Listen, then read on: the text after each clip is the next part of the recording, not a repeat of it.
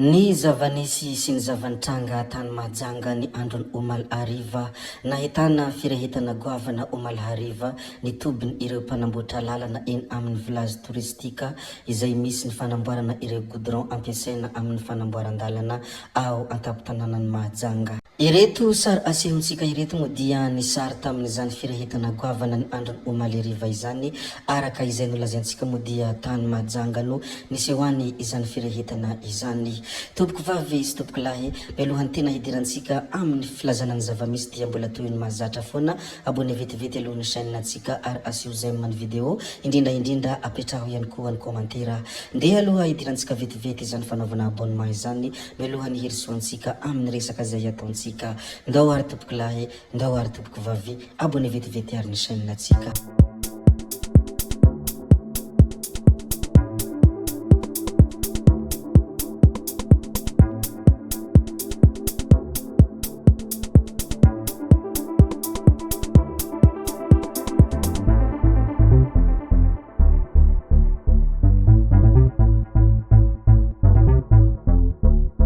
Ilaza ny zavamisy any Bealanana moa isika raha araka ny loharanom-baovao izay hita tao amin'ny pejiny Aboa Ankiaka.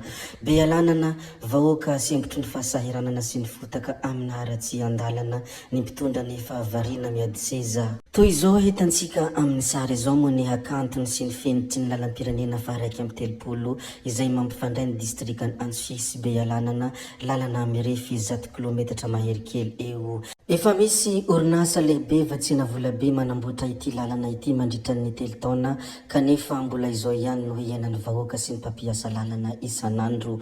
Adiny 4 amby 20 na hoe 24 heures, sarandalana 5,000 ariary no hanaovan'ny fiara tsy matao-dalana izay manao fitateram-bahoaka amin'ity zotra ity. Sahirana ny vahoaka amin'ny fiakarany vidim-piainana ateraky ny haratsy andalana. Mangina tsy andrenesam-peo ny solombavam-bahoaka manoloana ireo olana maro ny vahoaka, ny sasany moa dia varina miady seza kanefa ny karaman'ny mpiasa eo anivon'ny komina rehefa tsy voaloha. Ny ben'ny tanàna voafidim-bahoaka raha teo moa dia nalefa any Amponja Marifoto Mahajanga. Izany no zavamisy any antoerana asa mba ahoana reny mety fiafarany sa izay moa ilay fampandrosoana ampanantenaina. Arahantsika eto ny mety hotohiny ity raha ity raha araka ny loharanom-baovao izay naboaka ny pejy anankiray izay mitondra anarana hoe Aboa Ankiaka. Rehefa avy niresadresaka mikasika ny lalam-pirenena mampitohy any Bealanana sy Antsihiny moa isika dia ndeha isika hiresaka kely ny mikasika ny taom-panjonoana Makamba eto Madagasikara. Nisokatra manomboka anio voalohan'ny volana Marsa 2024. Raha nikatona tao anatin'ny 3 volana nanomboka ny voalohan'ny Desambra ka hatramin'ny 24 Febroary lasa teo ny fotoam-panjonoana Makamba dia efa misokatra izany manomboka anio voalohan'ny volana Martsa. Natratra 4,703 taona ny vokatra Makamba teto amintsika ny taona 4,24 ka ny raiky amin'ny 27 taona tamin'ireo no fantatra fa nojifaina teto antoerana. Raha toa ka ny 5,23 taona kosa no nahondrana tany ivelany. Orinasa miisa 5 ihany no fantatra fa manao ny asa fanjonoana Makamba manerana ny nosy izay mampiasa sambo miisa 730 ka manodidina 2,7 miliara ariary ny tontalibidiny ireo vokatra azo ireo ny taona 4,24 raha ny nambaran'ny ministry ny Jono. Rehefa avy niresadresaka ihany koa mikasika aniny Makamba iny isika dia ndeha indray isika hijery ity loharanom-baovao izay hita tao amin'ny pejy ny vaovao ny Cool TV. Izy ity moa dia resaka ny zavamisy ao amin'ny gymnase Toliara. Toy izao ny zavamisy ao amin'ny gymnase Toliara izay toerana andresana traboina amin'izao fotoana izao. Araka ny loharanom-baovao hatrany moa dia olona roa no fantatra fa tojo tsy fahasalamana sy torana tao amin'ny toerana fandraisana traboina ao amin'ny gymnase Toliara nanomboka ny maraina teo ka nentiny ambulance any amin'ny hôpitaly. Tsy misy mpitsabo anefa ao amin'ny centre hatramin'ny 10 ora sy sasany teo.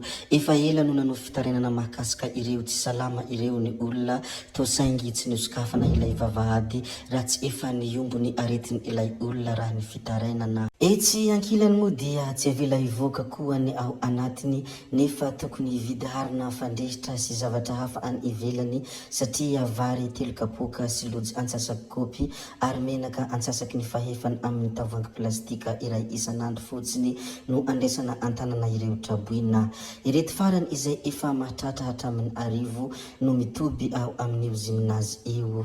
Mahatratra hatramin'ny arivo no mitoby ao amin'io ziminazy io amin'izao fotoana izao raha ny antotanisa farany.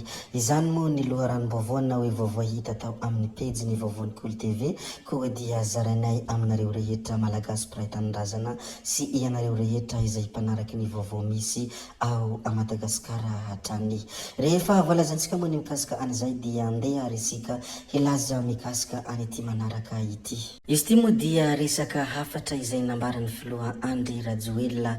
Ny zavatra toy ireto moa dia mahatonga ny malagasy be dia be izay tsy mitsahatra misaotra ny fitondram-panjakana izay tarihan'ny filoha Andry Rajoelina sy ny prime ministre lehibe ny gouvernemanta Ntsay Christian. Toy izao moa ny zavatra hita tao anatin'ny pejiny ity filoha ity ny Andro Omaly. Maro ireo olona very fonenana na tsy nanana mihitsy fa niagatra teny amin'ny sisiny lakan-drano teny foana. Araka izany moa dia nanangana tanàna manokana izy ireo ankehitriny ary ho hajariana avokoa ny fotodrafitrasa rehetra takiny izany fananganana tanàna izany toy ny jiro, lalana, toeram-pidiovana, ny pompin-drano, tsena sy ny sisa izay tsy voatanisa.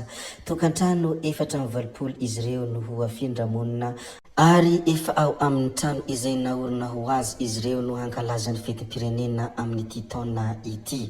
Izany moa ny zavatra hita tao amin'ny pejin'ny filohan'ny Repoblika Andry Rajoelina. Nohon' izany moa dia tsy hay tokoa ny tsy hankasitraka ny fitondram-panjakana izay taritiny filoha Andry Rajoelina satria tena miahan'ny malagasy mpiray tanindrazana amin'izy ary anisan'ny mpitondra izay tena manana vina ihany koa. Ity anankiray ity ihany koa moa dia fizarana ny zavamisy sady mba te hampiseho aminareo fa izao ny zavatra nanjony mpiray tanindrazana amintsika ary izao ihany koa ny zavatra nisy tany a Madagasikara malalantsika. Dibondrano ny tanàna ny Morondava. Taorian'ny Orambe nateraky ny rivodoza dia dibondrano tanteraka ny tanàna ny Morondava, voatery tanterina amin'ny lakana ny olona sy ny biby fiompy. Anatin'ny fahasahiranana tanteraka nohon' izany moa ireo mponina. Hitantsika amin'ny reto tsara ireto moa izany zavatra nanjony mpiray tanindrazana amintsika koa dia mankahery izy ireo ary homba izy ireo mandrakarivany ilay Andriamanitra Andriananahary ilay Zanahary tompony malagasy. Be moa ny zavatra izay efa voalaza koa dia tsy valamparana satria raha lava loatra moa ny teny izay ifanaovana dia be dia be ny leo, be dia be ihany koa izay monimonaina. Nohon' izany dia tsy maintsy faranantsika hatreo ny videontsika ary tompoko vavy sy tompoko lahy. Mankasitraka anareo rehetra na vitana heno ny video hatramin'ny farany ary mbola manentana anareo foana ny mbola hanaraka ny video manaraka izay alatsaka hiato misisisy tsy mijanona tsy ankiato. Zay fa tsy halaviana ny resaka hametra veloma izahay, veloma vetivety fa tsy hoe akory veloma mandrakizay amin'ny manaraka indray no manao ny misimisy. Veloma ary tompoko lahy, veloma tompoko vavy, gaby oye, tsao tsao amin'ny manaraka indray yo.